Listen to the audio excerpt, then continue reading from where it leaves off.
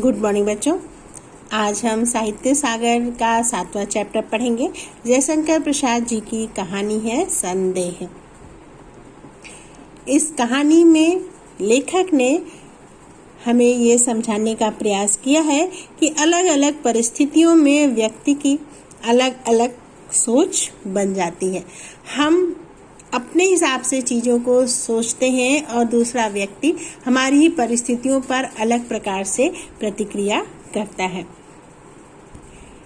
कई बार ऐसा होता है कि हम गलत नहीं होते, लेकिन सामने वाला अपनी सोच में हमें गलत साबित कर देता है और सच सामने आने पर पछतावा भी होता है। पहले हम जयशंकर प्रसाद जी के बारे में थोड़ा सा जानेंगे। जयशंकर प्रसाद जी का जन्म काशी के एक वैश्य परिवार में हुआ था। 1889 में इनका जन्म हुआ। इन्होंने घर पर ही रहकर अंग्रेजी, संस्कृत, हिंदी, उर्दू और फारसी भाषाओं का अध्ययन किया। बचपन से ही इन्हें कविता के प्रति गहरा अनुराग था।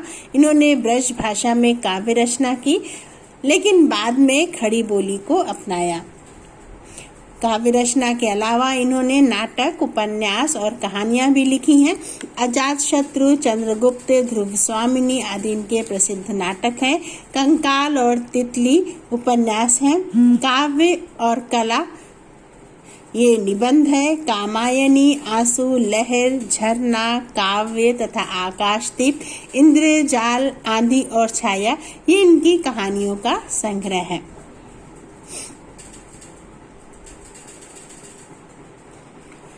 प्रसाद जी की रचनाओं में भारतीय संस्कृति के प्रति अनुराग और देश प्रेम की भावना दिखाई देती है।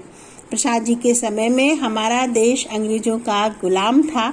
इन्होंने प्राचीन भारतीय संस्कृति को अपने नाटकों में उभारने का प्रयास किया है, ताकि उसके माध्यम से तत्कालीन जनता अपने देश के समृद्धशाली गौरव, ऐतिहासिक गौरव को पहचाने और उसके अंदर एक नया जोश उत्पन्न हो और वो अपने देश से दुश्मनों को भगाने के लिए सक्रिय हो सके। ये इनके नाट्य रचनाओं का मुख्य उद्देश्य था और इसीलिए इन्होंने ऐतिहासिक नाटक लिखे हैं। प्रसाद जी की मृत्यु 1937 में 48 वर्ष की अल्पायु में ही हो गई थी। अब हम पढ़ते हैं कहानी संदेह। राम निहाल अपना बिखरा हुआ सामान बांधने में लगा। जंगले में धूप आकर अपने छोटे से शीशे पर तड़प रही थी। अपना उज्जवल आलोक खंड व छोटा सा दर्पण बुद्ध की सुंदर प्रतिमा को अर्पण कर रहा था, किंतु प्रतिमा ध्यान मग्न थी। राम निहाल एक व्यक्ति है जो अपने सामानों को बांध रहा है, जैसे वो कहीं जा रहा हो। इस तरह से अपने बिखरे हुए सामानों को रख रहा है। जंगले से यानी खिड़की से धूप आकर सामने शीशे पर पड़ रही है और उसका उज्जवल आलोक यानी सूर्य जो शीशे से परावर्तित होकर के वो रोशनी जो है सामने गौतम बुद्ध की छोटी सी सुंदर प्रतिमा है उस पर पड़ रही। जैसे लग रहा है कि सूर्य अपनी रोशनी को भगवान बुद्ध को अर्पित कर रहे हैं, उनकी पूजा कर रहे हैं और प्रतिमा ध्यान मग्न बैठी हुई है। उसकी आंखें धूप से चौंधियाती न थी, यानी उस प्रतिमा की आंखों पर धूप पड़ रहा था, लेकिन वो अपने ध्यान में मगन थी। उसकी आंखें उससे चौंधिया नहीं रही थी। प्रतिमा का शांत गंभीर मुख और भी प्रसन्न हो रहा था, किंतु राम निहाल उधर ना दिखता था। सूरज की रोशनी पड़ने से जैसा लगा था कि प्रतिमा और ज़्यादा खुश हो रही है, मुस्कुरा रही है, लेकिन राम निहाल अपने में मगन था, उधर देख नहीं रहा था।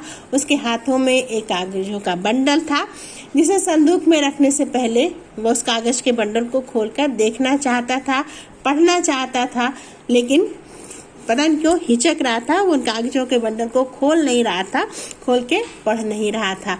अपने आप को मना कर रहा था कि नहीं, इसे मुझे पढ़ना नहीं। हालांकि उसका मन था उसे खोल कर पढ़ने को, जैसे किसी भयानक वस्तु से बचने के लिए कोई बालक को रोकता है। इस तरह से वो अपने आप को रोक रहा था। उस बंडल को खोल करके उसमें जो रखी चीजें थी उसको पढ़ने के लिए, जैसे कोई किसी बच्चे को किसी भयानक चीज से रोकता है।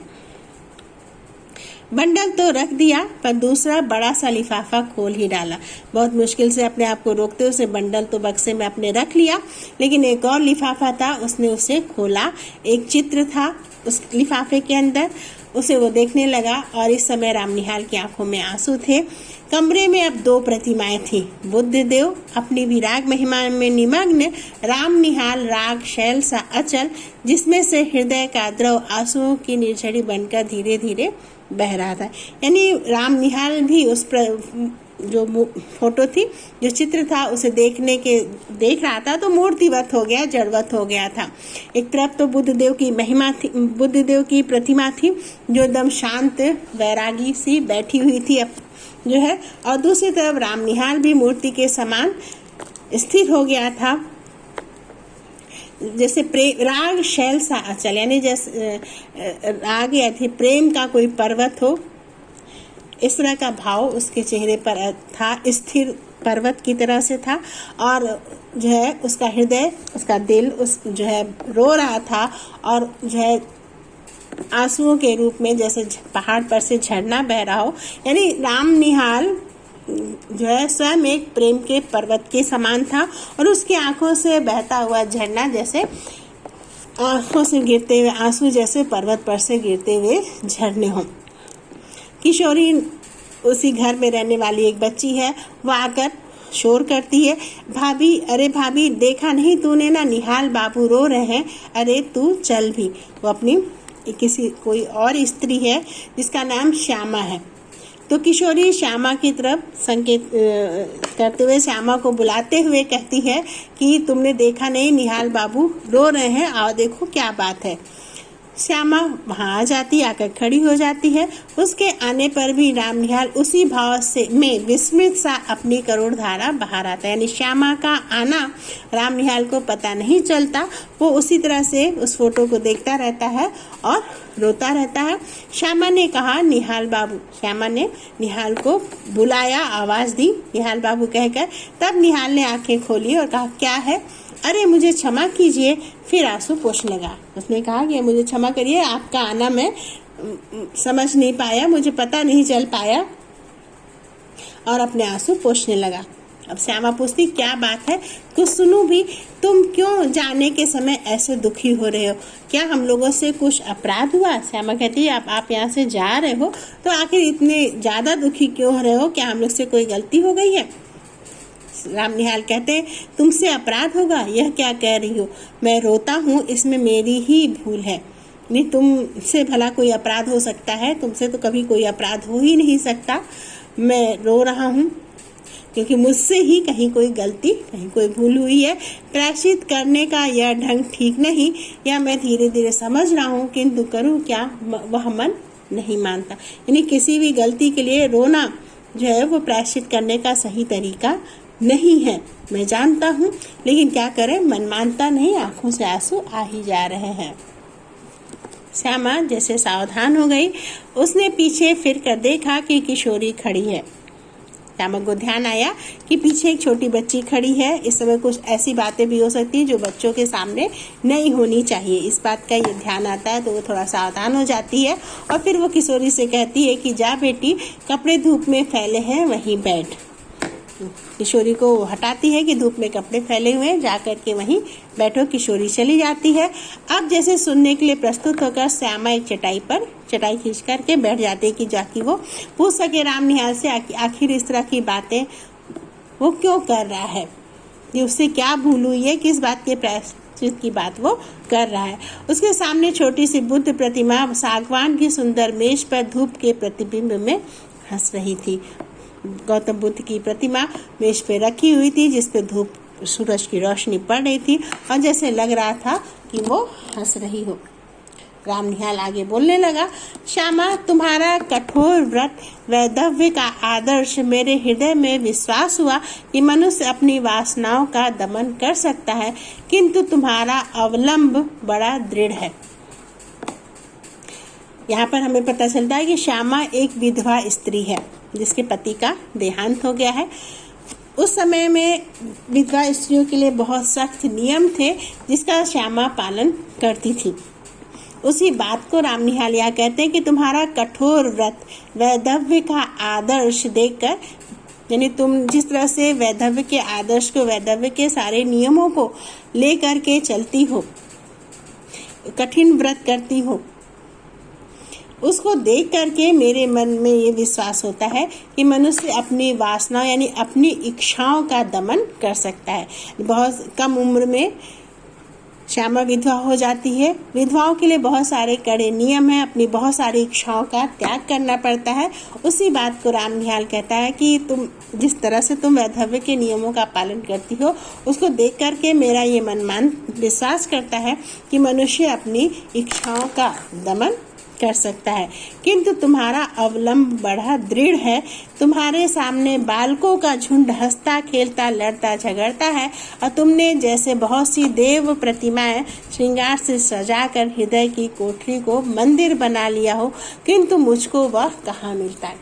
यानी कि तुम्हारा अवलंब, तुम्हारा सहारा किस चीज का? मन का सहारा, मन की दृढ़ता का सहारा तुम्हारा बहुत मजबूत है। तुम्हारे सामने बहुत सारे बालकों का झुंड हंसता खेलता है, लड़ता झगड़ता है, लेकिन तुम उनकी तरफ ध्यान नहीं देती, बल्कि अपने मन में जो है देव प्रतिमा बना करके अपनी इच्छाओं को प्रतिमा की तरह, देवताओं की प्रतिमा की तरह से मानकर उसे सजा करके अपने हृदय को ही तुमने मंदिर बना लिया। यानी भोग विलास से, दुनिया के राग रंग से अलग करके तुमने जो वैधव्य के जो कड़े नियम हैं उनको जीवन में ईश्वर की तरह से उन नियमों की आराधना करती हो। लेकिन मुझे वो कहाँ मिलता है? तुम्हारी ये जो दृढ़ता, तुम्हारे मन की जो ये दृढ़ता है, मेरे पास ये मन की दृढ़ता नहीं है। फिर भला मैं जो है इन सारी चीज़ों से अलग कैसे रह सकता? भारत के भिन्न भिन्न प्रदेशों में छोटा मोटा व्यवसाय, नौकरी और पेट पालने की सुविधाओं को खोजता हुआ जब तुम्हारे घर में आया तो मुझे विश्वास हुआ कि मैंने घर पाया।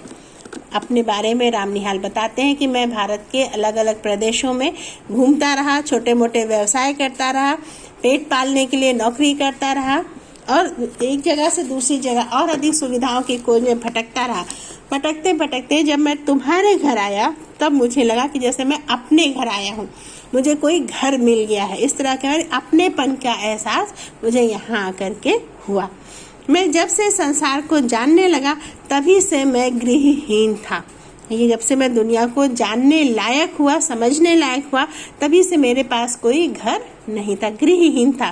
गृह यानी कोई घर नहीं था, घर यानी कोई अपना कहने वाला नहीं था। मेरा संदूक और ये थोड़ा सा सामान जो मेरे उत्तराधिकार का अंश था अपनी पीठ पर लादे हुए घूमता है। कहते हैं कि मैं अपने संदूक और ये थोड़े से सामान के साथ जो मेरे उत्तराधिकार का अंश था, यानी जो मुझे अपने जो बड़ों से, माता पिता से कह सकते हैं, मिला, यही चीज़ मेरे पास सिर्फ थी, कुछ कपड़े, ये संदूक, और जिन्हें मैं अपने साथ ले करके जगह जगह घूमता रहा। ठीक उसी तरह जैसे कंजर अपनी गृहस्थी टट्टू पर लादे हुए घूमता है। कैसे? जैसे जो कंजर कहते हैं खाना बदोश को, खाना बदोश जो आज यहाँ कल वहाँ इस तरह से घूम करके अपना जीवन यापन करते हैं, अलग अलग कामों को कर करके अपना जीवन यापन करते हैं। तो कैसे, जिस तरह से खाना बदोश अपनी गृहस्थी जो है टट्टू जो है गधे की प्रकार की गधा होता है जिस पर सामान लाद करके ये खाना बदोश एक स्थान से दूसरे स्थान पर जाते हैं, फिर वहाँ टेंट वगैरह लगाते हैं, कुछ दिन रहते हैं, कुछ काम हम करते हैं, फिर कुछ दिन बाद वहाँ से चले जाते हैं। इस तरह से एक खाना बदोश आती होती है कि उसी तरह से मैं भी अपना ये सामान ढोते हुए इधर उधर भटकता रहा। मैं चतुर था, इतना चतुर जितना मनुष्य को ना होना चाहिए, क्योंकि मुझे विश्वास हो गया है कि मनुष्य अधिक चतुर बनकर अपने को अभागा बना लेता है और भगवान की दया से वंचित हो जाता है। आदमी जब दुनियादारी में फंस जाता है तो धीरे धीरे दुनियादारी की समझ उसे होने लगती है, वो चालाक होने लगता है। ऐसे में किसी पर सहजता से विश्वास नहीं करता। उसको लगता है अगर कोई मुझसे मित्रता कर रहा है तो कहीं ना कहीं उसका कोई स्वार्थ जरूर छुपा होगा। इस तरह की भावना उसके मन में आने लगती है। तो कह रहा है मैं चालाक हो गया था, इतना ज़्यादा चालाक हो गया था कि जितना आमतौर पर मनुष्य को होना नहीं चाहिए। यानी ज़्यादा चालाकी, ज़्यादा सावधानी के चक्कर में कई बार मनुष्य सच्चे मित्रों को खो देता है।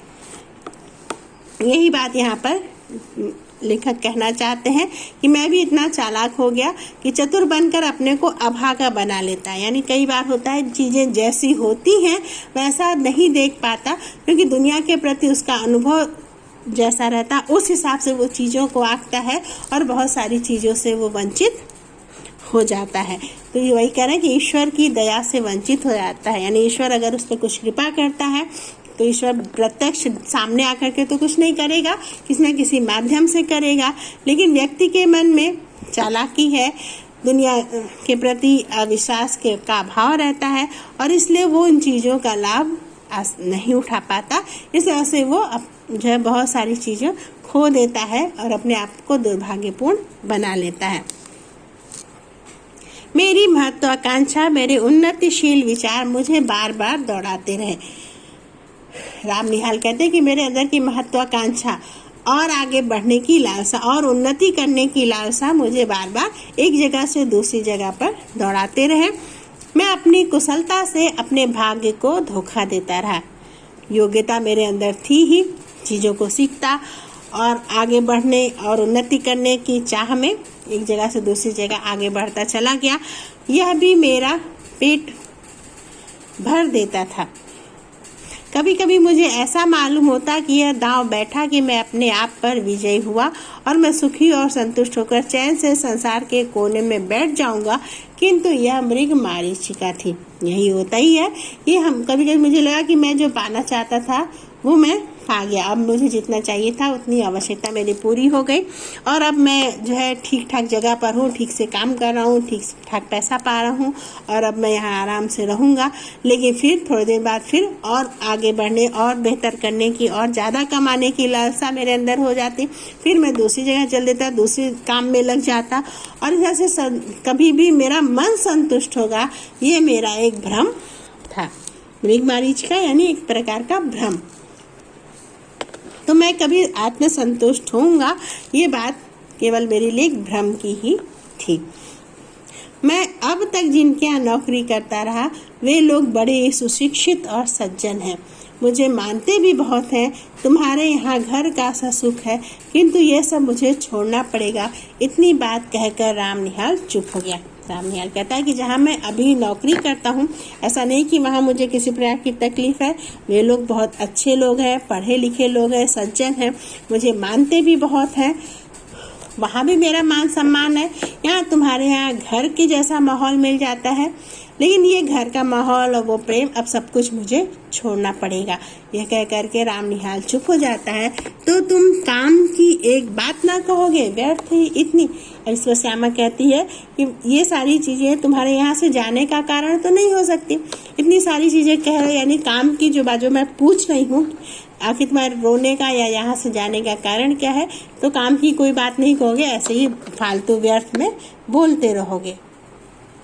श्यामा और कुछ कहना चाहती थी कि उसे रोककर राम निहाल कहने लगा, मैं तुमको अपना शुभ चिंतक, मित्र और रक्षक मानता हूँ, फिर तुमसे ना कहूँगा तो यह सब भार कब तक ढोता रहूँगा। राम निहाल कहता है कि तुम्हें मैं अपना सच्चा मित्र मानता हूँ, शुभ चिंतक मानता हूँ, फिर अपने मन की बातें भला तुमसे नहीं कहूँगा तो फिर किससे कहूँगा। यह चैत है ना, ठीक है ना, कहता है ये चैत्र का महीना है। हिंदी महीने में चैत्र, बैसाख, ज्येष्ठ, आषाढ़, श्रावण, भादो, क्वार, कार्तिक, अगहन, पौष, माघ, फागुन, इस तरह से जो 12 महीने होते हैं तो पहला महीना चैत्र का होता है। राम निहाल वही कहते हैं ये चैत का महीना चल रहा है, ठीक है ना। कार्तिक की पूर्णिमा थी, कार्तिक महीना यानी जब दिवाली हम मनाते हैं गुरु पूर्णिमा मनाते हैं, गुरु नानक देव की जयंती मनाते हैं, वो कार्तिक का महीना होता है। तो कह रहे हैं उस समय कार्तिक का महीना था, उसकी पूर्णिमा थी। मैं कामकाज से छुट्टी पाकर संध्या की शोभा देखने के लिए दशाश्वमेध घाट पर जाने के लिए तैयार था। कहते हैं काशी में दशाश्वमेध की आरती देखने के लिए, शाम की गंगा किनारे की सुंदरता देखने के लिए मैं पूर्णिमा के दिन वहां जाने के लिए तैयार। कार्तिक पूर्णिमा को वहां पर मेला लगता है, लोग गंगा स्नान करके अपने आप को धन्य मानते हैं। तो मैं भी शाम को कामकाज खत्म करके दशाश्वमेध घाट जो काशी में गंगा नदी के किनारे है वहां जाने के लिए तैयार था। ब्रज किशोर बाबू ने कहा, तुम तो गंगा किनारे टहलने जाते ही हो, आज मेरे एक संबंधी आ गए हैं, उन्हें भी एक बजरे पर बैठाकर घुमाते आओ, मुझे आज छुट्टी नहीं है। ब्रज किशोर बाबू जिनके आराम निहाल काम करता था, जब मैं निकलने लगा तो उन्होंने कहा कि गंगा के किनारे जब टहलने जा ही रहे हो तो मेरे एक संबंधी भी आए हैं, उन्हें भी अपने साथ लेते जाओ और वहाँ एक बड़ी सी नाव बजरा यानी बड़ी सी नाव में बैठकर उन्हें गंगा घाट घुमा देना, क्योंकि आज मुझे छुट्टी नहीं है। मैंने स्वीकार कर लिया। राम निहाल कहते हैं मैंने मान लिया, ऑफिस में बैठा रहा। थोड़ी देर में भीतर से एक पुरुष एक सुंदर स्त्री के साथ निकला। मैं समझा कि मुझे उन्हीं लोगों के साथ जाना होगा। एक पुरुष और एक स्त्री, ये लोग निकले। मैं समझ गया कि इन्हीं के साथ मुझे अब दशाश्वमेध घाट जाना है, उनको घुमाने के लिए। ब्रज किशोर बाबू ने कहा, मान मंदिर घाट पर बजरा ठीक रहेगा, निहाल आपके साथ जा रहे हैं, कोई असुविधा न होगी, इस समय मुझे क्षमा कीजिए, आवश्यक काम है।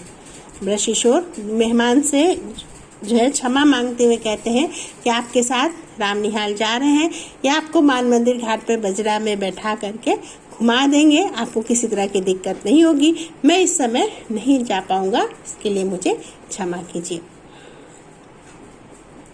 पुरुष के मुंह पर की रेखाएं कुछ तन गई। स्त्री ने कहा, अच्छा है, आप काम कीजिए, हम लोग तब तक घुमाते हैं। पुरुष को थोड़ा सा बुरा लगा कि जो है हम इनके घर मेहमान आए हैं और इनको ये पास में ले समय नहीं है घुमाने के लिए, दूसरे के साथ भेज रहे हैं। लेकिन जो स्त्री थी उसने कहा कि ठीक है, कोई बात नहीं, और आप निश्चिंत होकर अपना काम करिए और हम घुमाते हैं। हम लोग मान मंदिर पहुंचे। बजरे पर चांदनी बिछी थी। मोहन बाबू जाकर ऊपर बैठ गए। मान मंदिर जो गंगा के किनारे है वहां पहुंचे। नाव बड़ी सी नाव थी जिसमें चूंकि पूर्णिमा का दिन था तो पूरी चांद की रोशनी फैली हुई थी चारों तरफ, वो नाव पे भी पड़ रही थी। पुरुष जिनका नाम मोहन बाबू था वो चुपचाप जाकर के उस बजरे पर, उस बड़ी नाव पर बैठ गए। पैड़ी लगी थी नदी के किनारे घाट पर, वो नाव लगी हुई थी और मोहन बाबू उसमें जाकर के बैठ गए। उनकी पत्नी जिसका नाम मनोरमा था, उनको चढ़ने से डर लग रहा था। मोहन बाबू को चाहिए था कि वो मनोरमा को खुद बैठाते, लेकिन उन्होंने ऐसा नहीं किया। वो पहले जाकर के आराम से बैठ गए। मनोरमा को उस नाव में चढ़ने से डर लग रहा था।